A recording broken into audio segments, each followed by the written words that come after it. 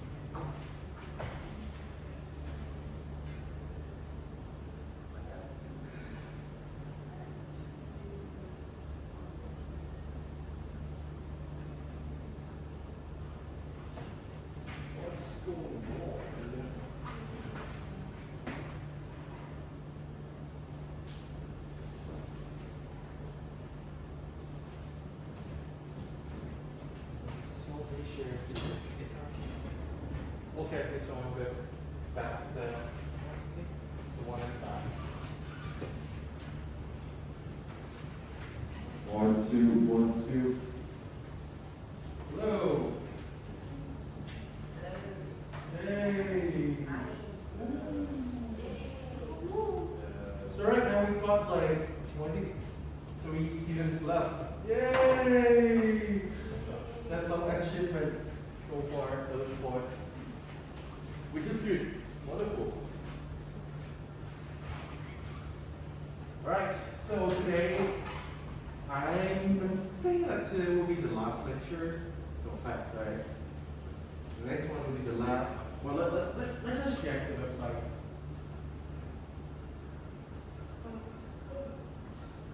Just want to be sure it's actually the last lectures. Have you learned something?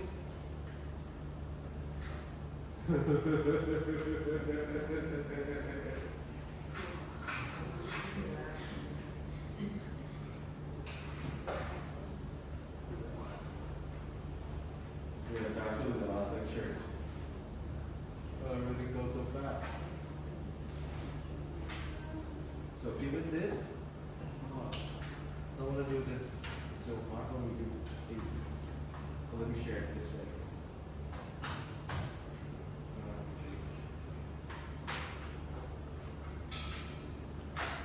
You see it? Okay, so this is actually the last lectures. So we are at this point now. Yay! Assignment 2 is actually due this week, but if you need more time, just tell me, okay? Be relaxing. Since we only have 23 students, so it would be very easy to give some extension, right? But if you did it on time, then it's good, okay? So that you have time to do other stuff, right? The next one will be Kafka, right? Appreciate Kafka, which is one of the tools that we're going to use to, I will use to demonstrate how to handle streaming data, in which we're going to talk about streaming.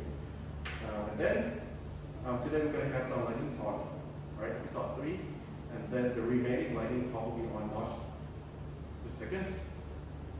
Okay, so if you haven't done any lightning talk, then just do it on that week, okay? Then we're gonna have like guest lecture, which is I'm not sure. I think that the second years, I think you have seen him before in the database board, because I want to invite him as like, our guest lectures. For third year, you may not have seen him. He's like professor teaching social analytics. He used to teach big data analytics before at KMITL, but right now he is like a professor at Texas Tech University in Texas. Okay, so he gave us some lectures. He haven't given me the topics of the lectures, but I believe that it will be something very useful for you.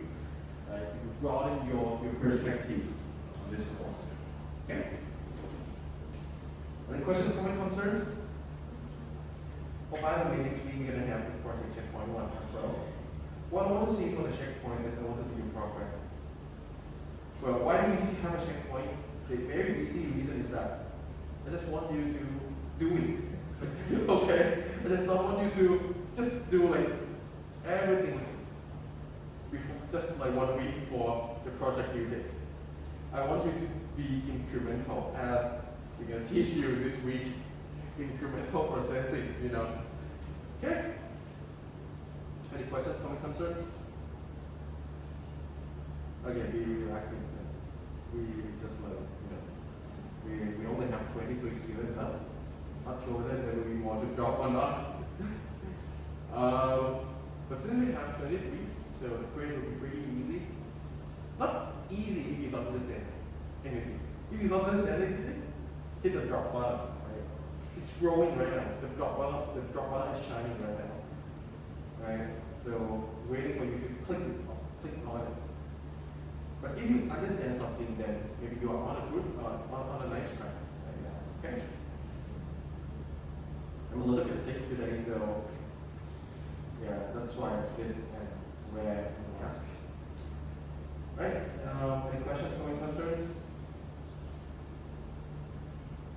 Yeah, if you did a project nicely, if you complete a project, and you can do final exam, and you can ensure that you'll get A.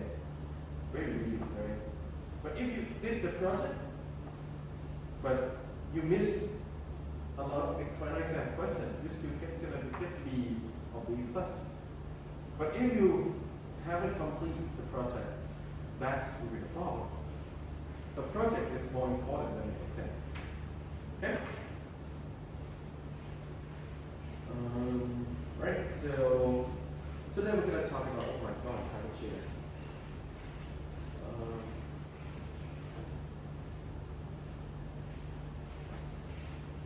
So today we're going to talk about stream processing. What is stream processing? This is going to be a very new word, right? So before we get into it, again, next week, checkpoint 1. What I want to see in the checkpoint 1 is give us a quick update. It will be a presentation, a very short presentation. You take turn, each of you take turn, each team take turns to tell the others about the progress so far. I expect you to have some progress. It shouldn't be that, okay, last week I done the proposal, this week I haven't done anything more than that. Alright, that is kind of like not acceptable. At least you should be able to set something up for your project, okay?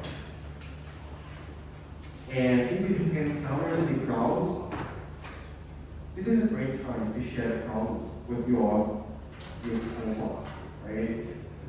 And then in case you can solve the problems, then I would expect you to share the resolutions of the problems with your friends as well. Right? And lastly, which is the most important thing is, okay, even that you have this right now, what is the next step? What are you able to do next? Okay? So at least I would like to see these 3 points. Okay? So the progress you should base on the goal. Right now you have 75% goal, 100% goal, 125% goals, right? Just say that, hey, for this goal we are working on we are working in progress. For this goal we have already done it. For this goal we haven't touched it yet. Something like that. Okay. So if it is in progress, then you should tell us that, okay, we are on this page right now to accomplish the goal. If it is done, then you will want to show us the result. Okay. It doesn't need to be a demo, you know. You just need to like maybe do some screen captures. Okay, I have that there. That's it. Right? It will be like very quick presentations. I expect like 3 to 5 minutes presentations, or less than that. I mean, if you can wrap everything up within 1 minute, I don't mind. But we I need to understand what are you doing, and you should see whether it is still possible for you to do it or not, or you should change the goal. Okay? Alright, any questions on concerns on the project check on presentation? Have you done some parts of your project? Have you done anything about the project rather than the problem? Okay, that's good. That's a good progress. How about these groups? How they start? Have you done anything regarding the projects? So please let's start with you, okay? So the project is not small that you can make it done within a week. The project is quite large, and you need to take some time. That is why we give you like month and a half. Okay, let's cut down the final exam week. So you basically get like one month, 1 week, something like that, right? So use the time wisely. Okay, let's get back to the topics today. Stream processing. Let's talk about some motivations. Yeah. Ideally, businesses want real-time insights. I know everyone loves real-time. That is why I see the word real-time a lot and a lot. Ideally, yeah, we want real-time, right? We want to get something, insight immediately at that moment. Right? Real-time instantly. Let me ask you this: what's going to be the benefits of getting real-time insights? Why do business want it? Or if you want it, why do you want it? Why do you want to make something real-time? What is the benefits of making something real-time? Getting this information real-time, what will it give you?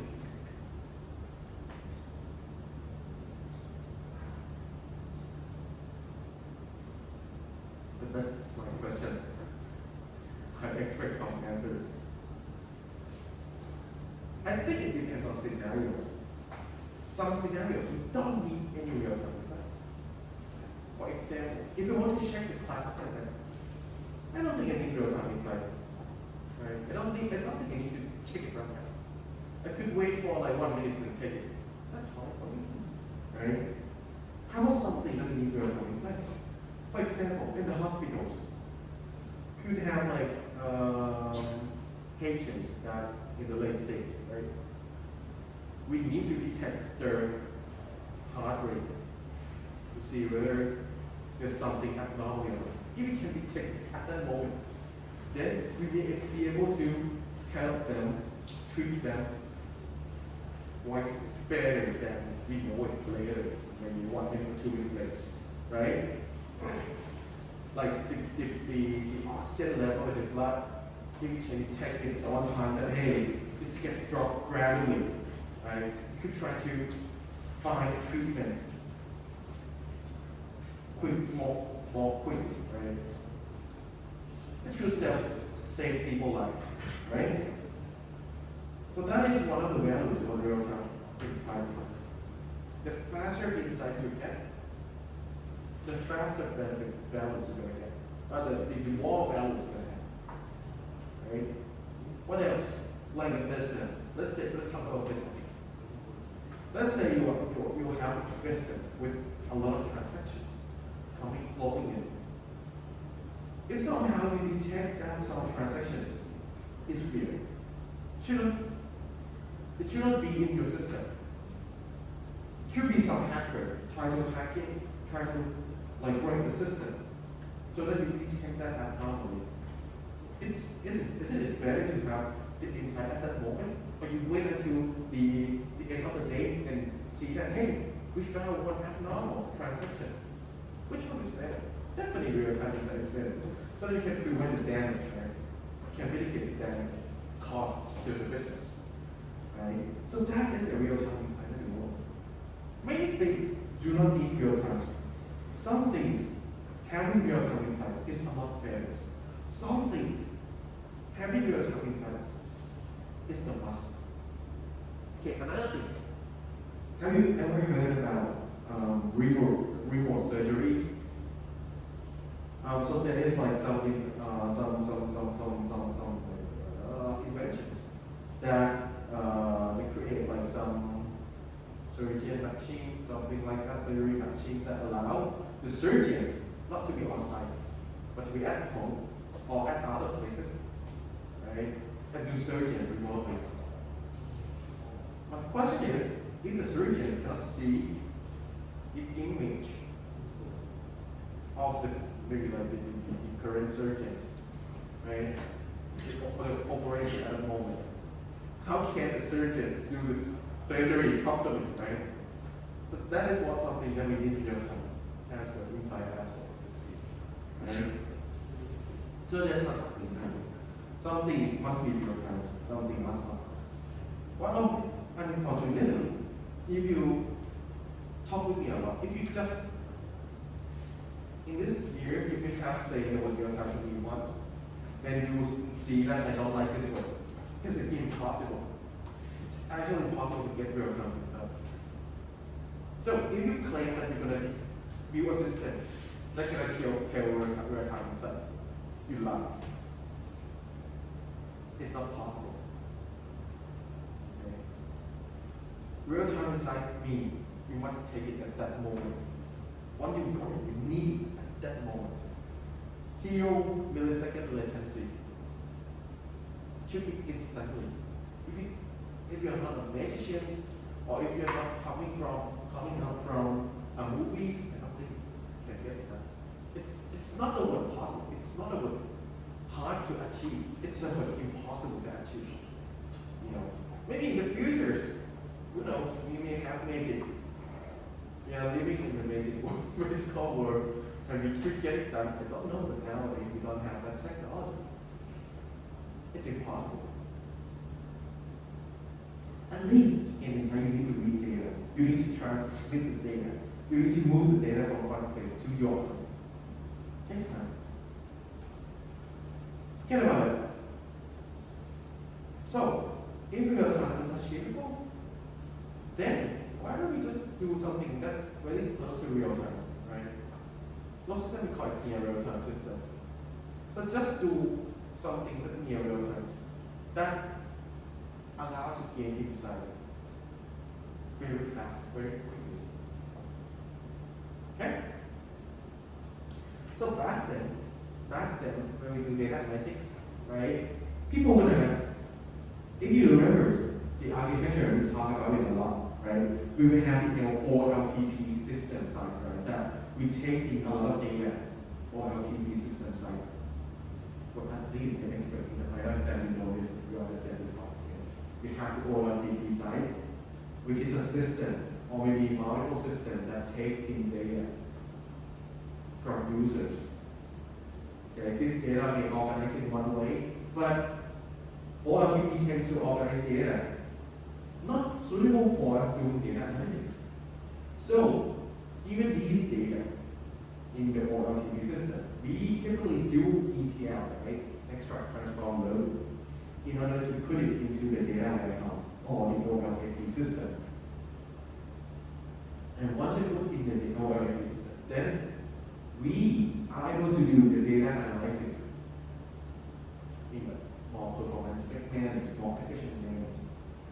So we perform it. The question is, when should we do ETL? If we want real-time insight, then we need to do ETL every single instance, which is impossible, right?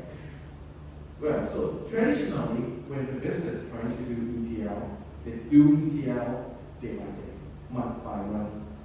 At the end of the day, they will do one ETL to extract, transform, and load data from the OLTP system and put it in the OLTP system. And then at night, when no users are using the system, they will do the data analytics to produce insights. Extracting insights, producing reports, so on and so forth. Right? This is what the business traditionally did back then. No, actually nowadays some businesses are doing this as well. But this, if you do this, definitely you're not going to have real-time insight. Even near real-time insight, you're not going to have it, right? Because you will know the insight at night of that day. If that some event happens in the morning, you still know the insight in the late night, right? So this is definitely no real time. Right? So this one we call it, we usually call it batch processing. Batch is like a group of data or a group of words, a group of tasks. And you process it, meaning you process them at the same time. You process some things in the batch at the same time. So that's why we call it batch processing. Definitely, this is not what we want. So that is why there are some things alternative from the batch processing, which is what we call a continuous processing. A continuous processing is that we get the data on like every instance, and we kind of like doing the data processing at that moment in order to get some live insights. Okay, again, even though in this picture they have like real time, I don't like it. It's not such as go, but actually this is real time. Actually real time events. That's not events given to you, right? And for example, a mobile banking, right? The transactions keep getting into the system, the mobile banking system, right? One by one. If you can process something at that moment to gain an insight, that would be nice, right? Again, if you want to get real-time insights, my first question is, which kind of insight do you want to get? Second, why does it need to be insight you want to get need to be real-time? If it really needs to be real-time, or if there is some benefit, there is some benefits of having those insights real-time, that now you consider the techniques or the approach to make insight real-time. Okay. But if not, then why? Just do batch processing. It's not a bad thing, batch processing. It saves a lot of computing power as well. So you need to decide, right? You need to be the one who will be able to decide that, hey, if you want to get this insight, but this insight is wait at night. Okay, then just don't do the continuous data processing. Just do batch processing, It's working as well. Right? Okay. Any questions, comments, concerns?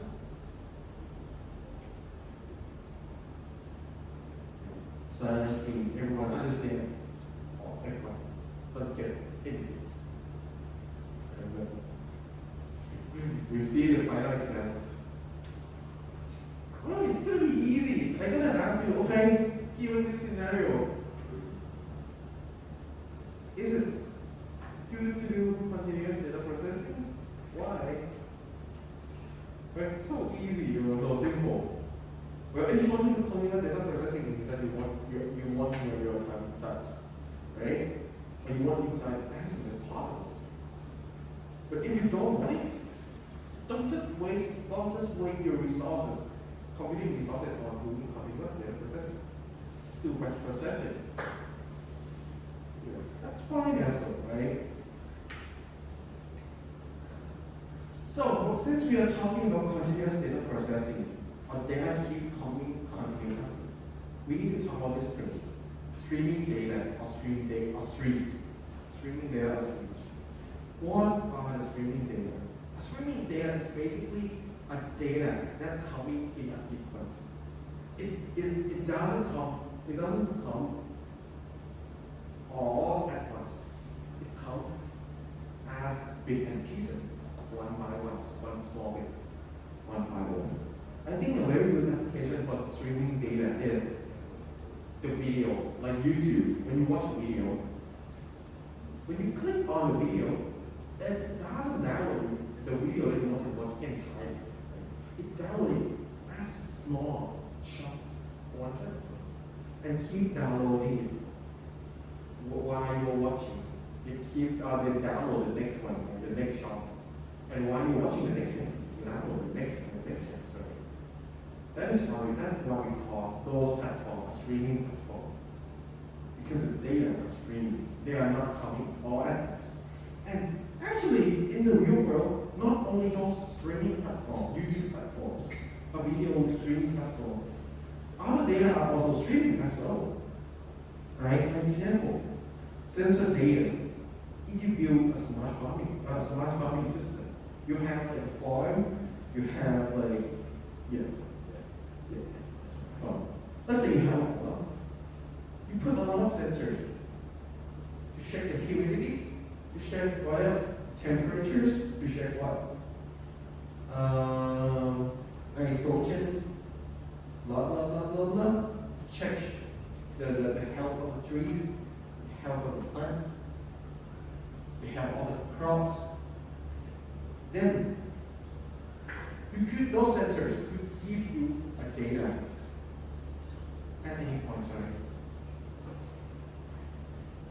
And in order to do smart farming well, you need to integrate data from those small IoT devices, those small sensors together in order to produce some insight. Those data from devices are streaming into the system. It's not coming in all at once, coming let's say the temperature at that moment, okay? At a second, this is temperatures. In the next second, this is the next temperature. In the next second, this is the next temperatures. Right? So you keep on giving the system, the smart farming system, a data, piece of data, one by one, keep streaming into the system. And it depends on you, like which kind of real-time insight you want, right? You may want some real-time insight to see whether the health of the plants or the health of the crops you're planting, if it's good or not, right? Is there any weird conditions or not? If there is a weird condition, then you may want to do some things, right? Take some actions, right? So streaming data, sensor data is one of the streaming data we found nowadays. It may not be a lot relatable to you, but you know, still something that we can consider, still something that we could do continuous data processing if you want real-time insights, near real-time insights. The next one, something very relatable, social media updates. You may see that, hey, if you use it by yourself, you're not going to post it in every second, right? Definitely not. But imagine you are Facebook. Tons of people posting in 1 second, right? So those posts keep streaming into Facebook. If you want to do a real-time recommendations to recommend some app to you, an advertisement to you, then they need to keep process some data, right? Find some insight at that moment.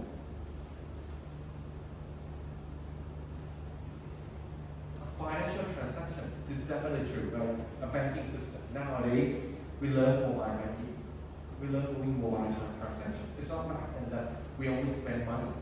We always do transactions as cash, right?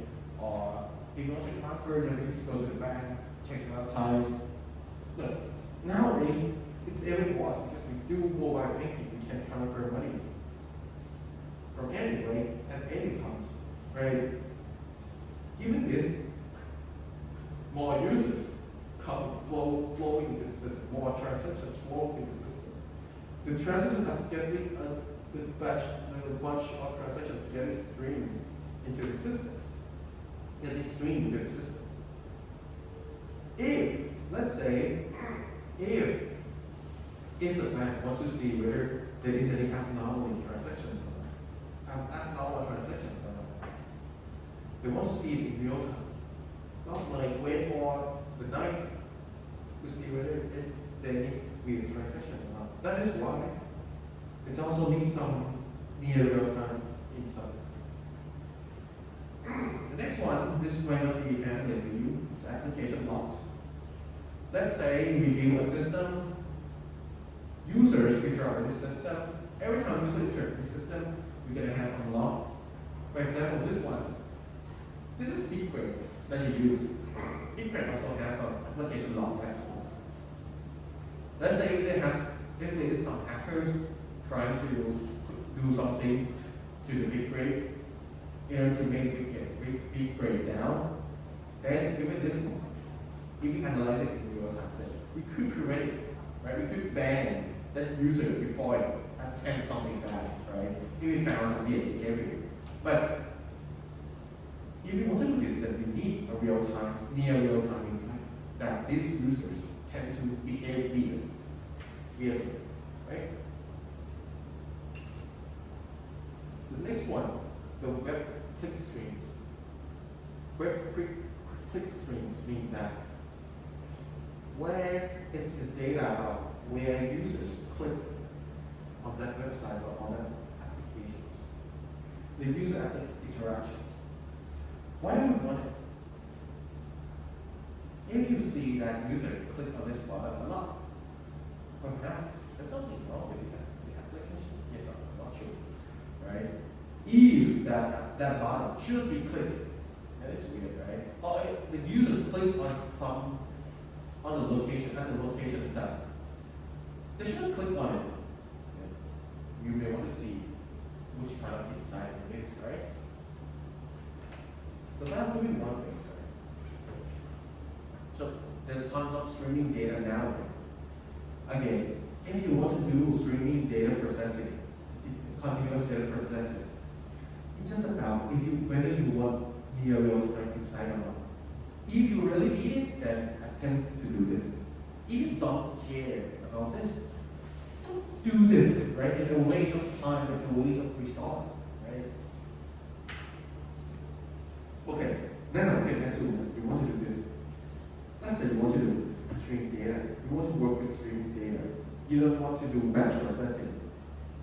You don't want to keep data in OLTP and ETL and send to OLAP. Now you want to work with streaming data and gain real-time insights, near real-time insights. So, how to do it? Now we're going to get a little bit into details into streaming data management. First, what streaming data looks like.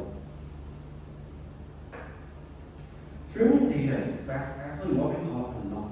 Not a log, logs. You know, well, a log, yeah. Yeah, let's call it logs. Okay. Logs basically append only to a little order sequence of records, ordered by times. So they are key terms here, right? It's append only means that you just need to put it at the end of the sequence, right? And the sequence must be ordered by time. So, which means the first record of the log and the last record of the log, the first, let's say we have the log at the front, right? This one, this record must be inserted first, and the log at the back must be inserted last, right? So it must be ordered by time.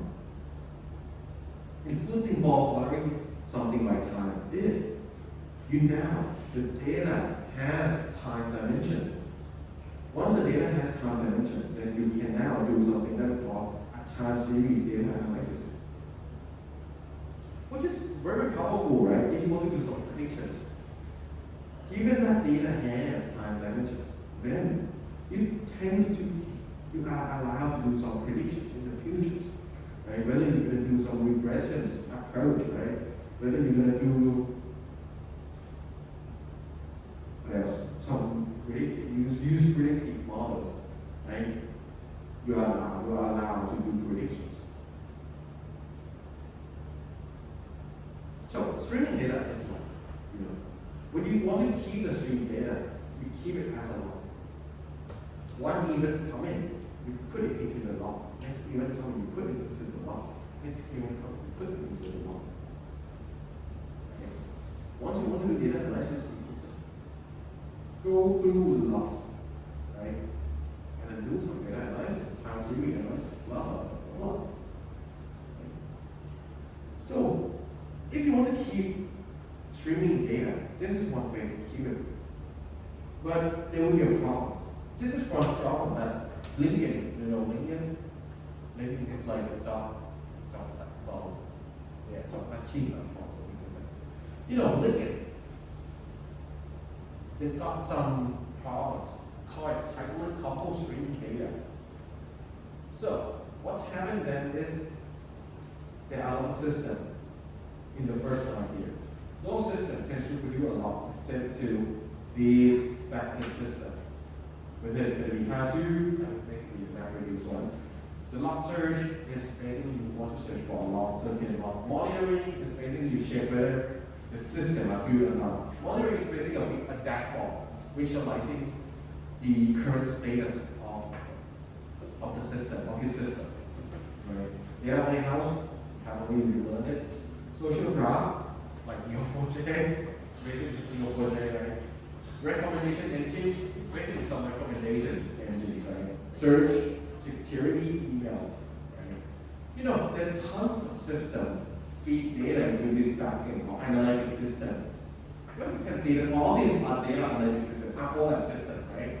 Data warehouse, monitoring, log search, social graph, they are all over. You know. The first 5 years are all RTP, and they keep sending data to this OLAP system. You can see that there are tons of lines. Which means, if you want to connect Hadoop to Espresso, right, you need to write some code to ship data from Espresso to Hadoop. If you want to connect Espresso to Social Graph, you need to write some code to ship data from Espresso to Social Graph. The number of effort, the number of engineering effort that you need to attempt equals to the number of lines that you see here. Like you. Doesn't look good at all, right? That's why they innovate something that they call unified log. So instead of they ship the log directly, they ship the streaming data directly to the target system to do data analytics. They ship it to an intermediate system first called unified log. And this system, they will distribute the log to the target system that you want. So this is the key for streaming data management. You don't want to stream one by one to point stream. You don't want to do that. You want to stream data to an intermediate system and let the intermediate system pass the data to the target system. Given this, we call the system that feed data a source systems. Source systems. And the data and the system that take in data, we call them sink systems. This one, sources. Right? The bottom one here we call sinks. And this gives us a technology called Apache Kafka, in which we can learn next week. Right? Apache Kafka is that when you have producers or sources, right? You put data into something that's called topics. Topic is basically a topic. It's basically you can think about a topic as a log. One log. But then you can create multiple logs. You know. Because some log, you may want to ship data from this log A to some certain system, right? For this log, you may want to ship data to another group of systems. So that's why you have multiple logs. And in Kafka, we call each log a topic. Okay. And for each topic, if you want to do sharding, you are allowed to do partitioning as well. Now everything gets linked, right? You are allowed to do partitioning. Well, if you use Kafka, you are allowed to do replication as well. When you replicate a log, you can also replicate topics as well. Right? Wonderful. I'm gonna teach you Kafka next week.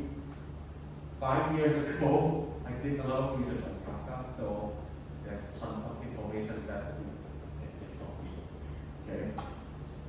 I'm working on Kafka for half a year, so I got some things.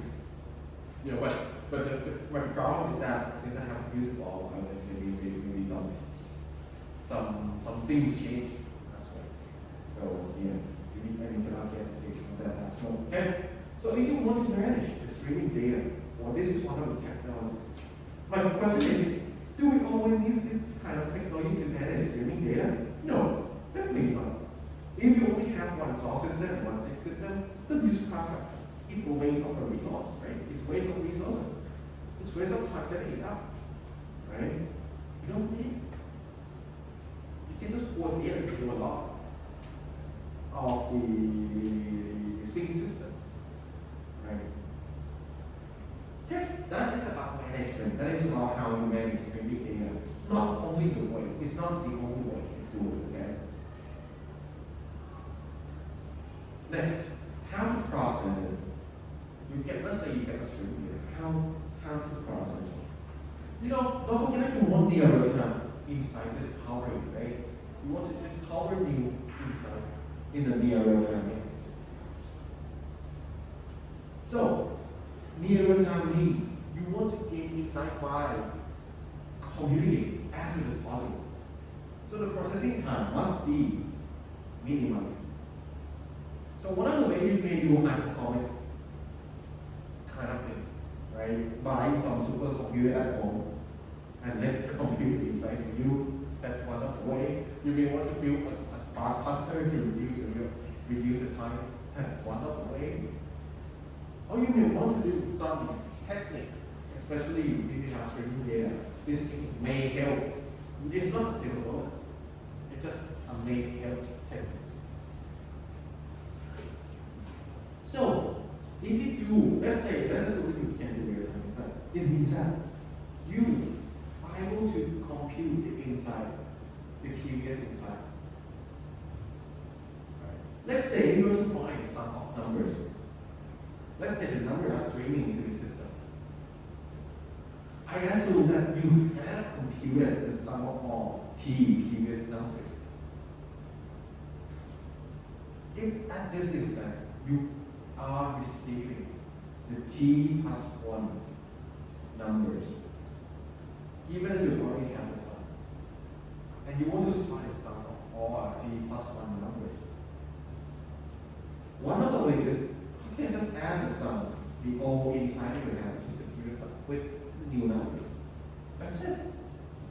You don't need to recompute all the sum again, right? You only need to increment the old result of old inside by this number, this piece of data, right?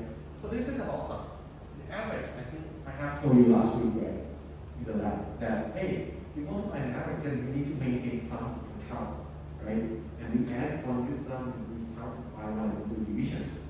Instead of need to do all additions, right? How standard deviations, how those these that can we do incremental processing on it? Sometimes when we do incremental processing, okay, this might be important. Sometimes, given the exact formulations, let's say you want to find a standard deviation. Standard deviation will require to subtract each data by the means, right? The average, right? But you know, you're gonna know the average at that moment. Given that you know all the data at that. But if cross-streaming data is not possible. So you will not be able to get the exact exact standard deviation in the real-time manner, in the real-time manner. But that is about exact computations. Do we really need something very exact? That should be the next question. If not, then alternatively you could take an approximate approach instead.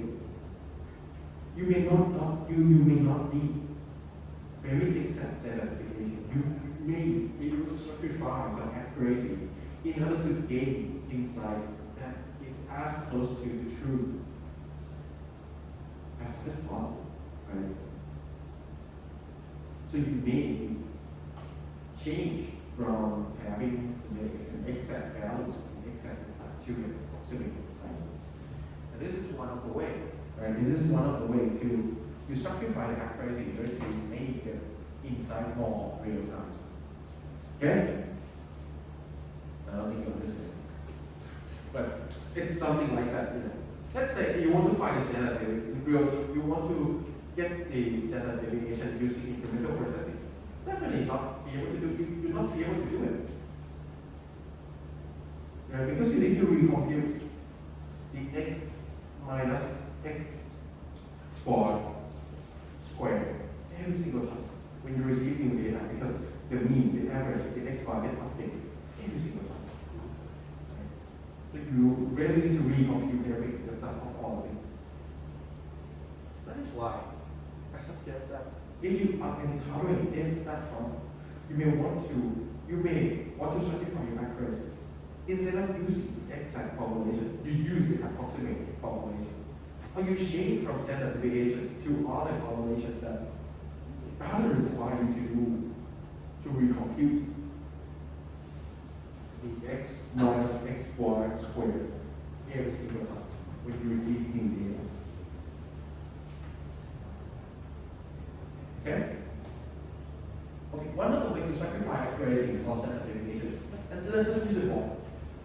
Can you help me put the TV away? Let's get some brain teaser. You know?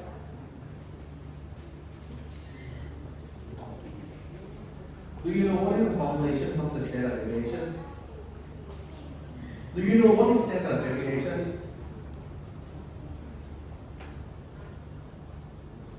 Do you guys know what is standard deviations? You know it, right? Everyone here know it, right? On that side, do you know standard deviations? You know standard deviations? Holy God! You know standard deviations? Oh my God! Do you know standard deviations? Do you know standard deviations? No, it's not Matcha. No, that's median. The division is food again.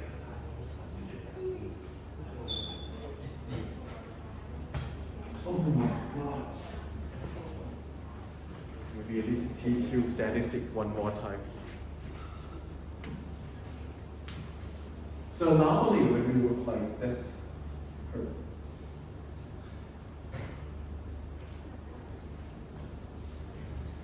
descriptive statistics means you may want to summarize your data.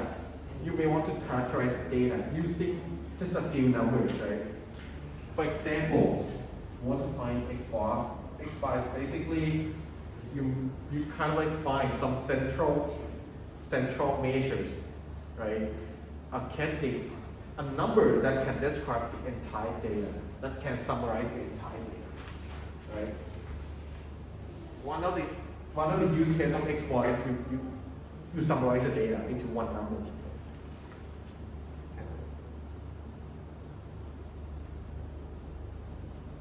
And that's go along with the median, right? And mode. That is why we call it central tendency. Kind of like give us a summary of data by you picking the central of the data in some sense. Central tendencies. This is not a statistics class, so this won't be in the final exam, okay? But with only central tendencies, let's say you have a lot of data, right? You only know this point, this data point. Maybe you have n, right? You know n, which is the count of data. Cool, you know n, you know the count of data. You kind of like, okay, you know the central one. Now you know the central one. You know how much data you have right now. The question is, the actual data may be in this bell curve, may be distributed in this bell curve. So how do you know? How do you find some numbers that we can characterize the data without having all the data on hand? You may need to have something else. For example, what is the width of this distribution, right? You may want to know the width of this distributions. I think there is something called dispersion or something, but you know, one of the ways to find the width of this distribution of the data is to use SD, the standard deviations.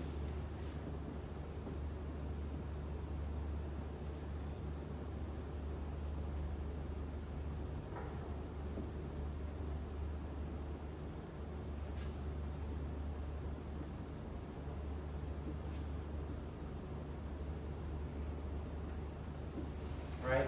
So, if I assume that the data are in this field in which most of the data are in, right? It means that if I know x bar, let's say x bar is in this point, and if I know SD, then what I can do is I can put something like this, of x bar plus SD, x bar minus SD, x bar plus 2SD, x bar minus 2SD. If you learn it from, I'm not sure, high school or maybe the elementary statistics, you're going to know that at this point, 50% of your data will be on this side, another 50% of your data will be on this side, right? And I think there's some rules, right, that if you only take in this part, there will be some, maybe 60 something percent of the data will flow into the range of x bar minus SD and x bar plus SD. So it kind of gives you the sense of the width of the data distributions. That is the benefit of SD, knowing SD, right? There's some other thing, like I think dispersions. I'm not sure how to compute it, and something else to know the height as well of the data distributions. Have you learned about this?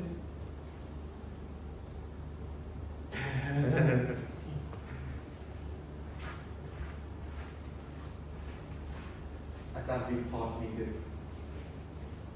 in 2019. Which peak? Academic. Okay.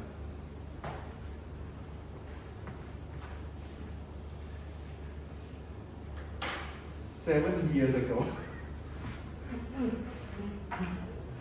Okay, so X bar, you know this formulation, right? It's quite simple. 6 more x divided by n. I'm not talking about population and sample, right? That's something else. Okay, SD. Since you want to find how data are kind of like get distributed, how each data are away from the central, right? So the population will likely be x minus x bar squared. So this is basically you find distance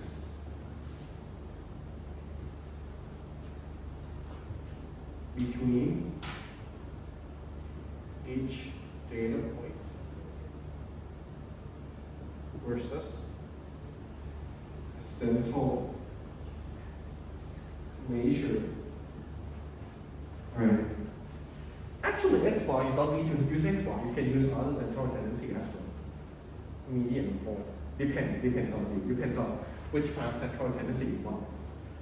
Right. Because X bar also has some problem as well, right? If you have encountered some outliers, perhaps you may have something like this, right? If you compute X bar, then your central measure will be likely going to be this at this point, right? In which it kind of might not represent the entire data. So you may want to use something that is close to, the central of most of the data. And this could be median, right?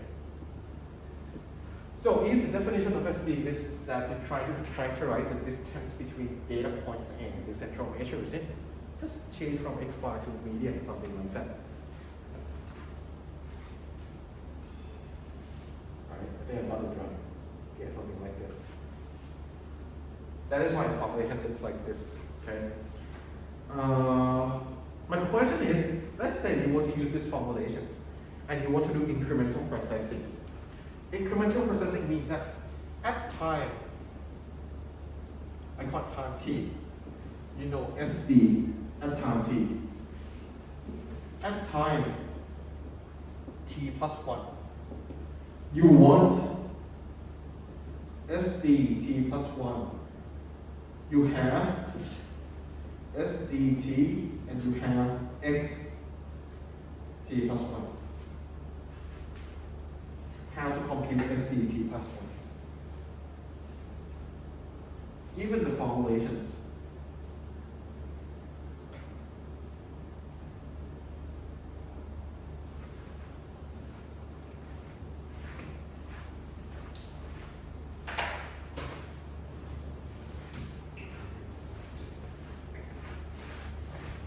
given the formulations,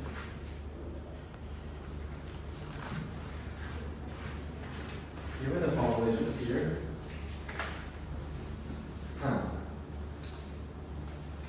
because the key thing is that, you know, x bar, if you get xt plus 1, x bar will definitely get changed. Most of the times, right, x bar will get changed, updated. Which means this sigma, you need to recompute this term. Once you have a new data, you need to recompute the terms, right? You need to recompute this term, and okay, and you just need to add n by 1. That's okay, that's fine, right? But you need to recompute this part, which it takes a lot of time. You don't want to do it. That is why I'm talking about is the only way that you don't need to have the exact SD from this formulation, but can be approximated. One of the ways could be the approximation of the SDST plus 1. You could do, okay? We do the same formulation from I equal to 0 to t, right? Which is SD as time t. And then why don't we just add this perhaps with x bar times t, okay? xt plus 1 subtracted by x bar plus 1. Then we want by n plus 1.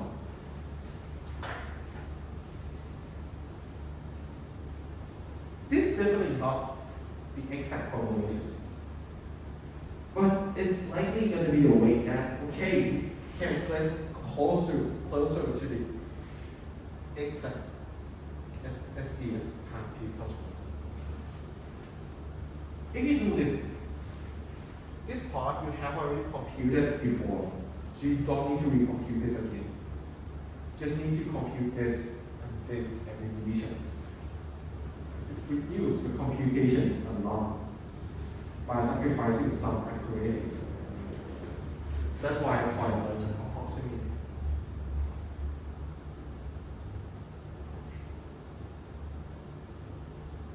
Right? You don't need exact.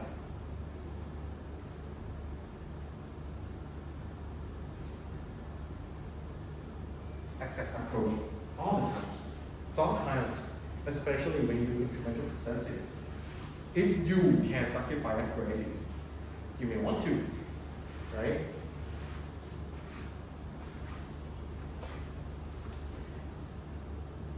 Will it be harsh if I put this on the exam?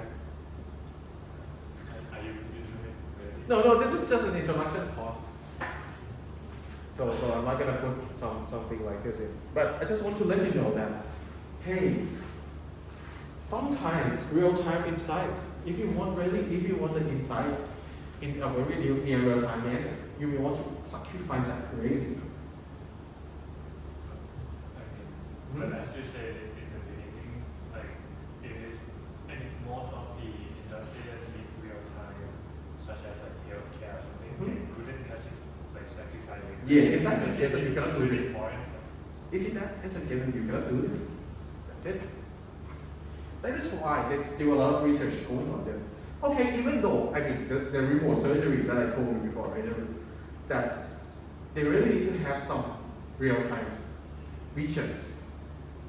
But those real-time visions, my question is, can they lose some accuracy on the quality of the image? Perhaps, yes, in some sense. You know, but sometimes, let's say you want to detect something like heart rate or something like that, then you may not want to sacrifice it. So it depends, you know. And those questions will be a very hard question to find an exact computation in an incremental manner. So in the final exam, maybe I'm gonna ask like, what is the benefit of incremental processing? Something like that. If you understand it, I think you're gonna have like some better sense to answer my questions rather than just read my slides and answer it. Okay. I just want, okay. So I just don't want you, if you want to get a good grade, you cannot just put the thing on my slide and put it in you can just remember the thing on the slide and just put it into the exam, okay? At least understand it and interpret it in your own ways, right? This one I'm trying to, honestly, I haven't prepared this at home. I just think it on the fly. Like, okay, we can do this. This is, could be one of the ways, something like that. There's tons of ways that you can do it. But you know, this way comes from like what I interpret SD, right? How I interpret SD, and I think that this is maybe a better solution if you want to do incremental processing. But I'm not sure, maybe this is not the right way. We may want to do some research to check it out to see whether is it a good way to do it. Actually, this could be one of the projects, but I think we are already late than that, right? Because we already done the project proposal. But to see whether this is the approximation errors of this is not that bad, could be one of the research project as well. Right? Okay. Good. Let's get back. Any questions, comment, concerns? Is it hard? I don't think the idea is hard, but I mean, I'm talking about something that you may not familiar.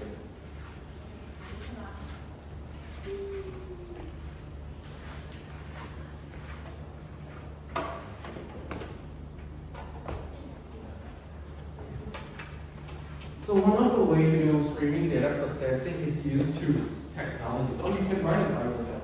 This is how you do it, right? One of the two is something that we call chain link. Actually, you can do I think Kafka as well. Kafka also provides some sense of streaming data processing as well. So there's tons of tools, you know, tools that are something that hey, you do things, the techniques that I told you. So Flink. So you see, when we compare batch and streaming,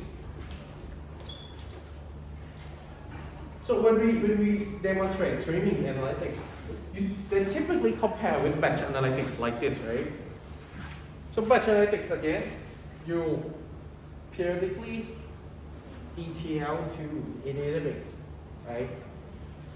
But if you do streaming analytics, then you have some real-time event and you do continuous queries, incremental data processing here, in order to provide it onto the dashboard or maybe some database.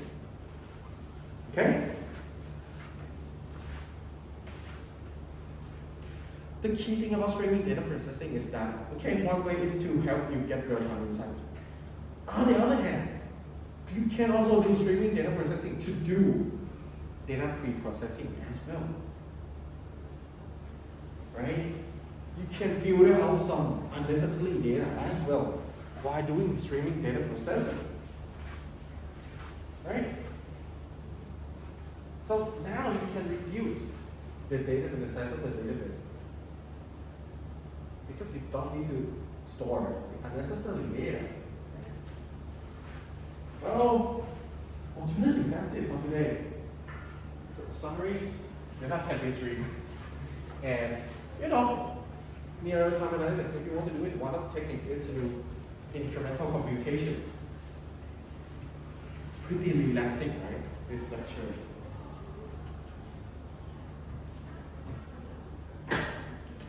So the next part will be lightning talk, but before lightning talk, let's have some break before.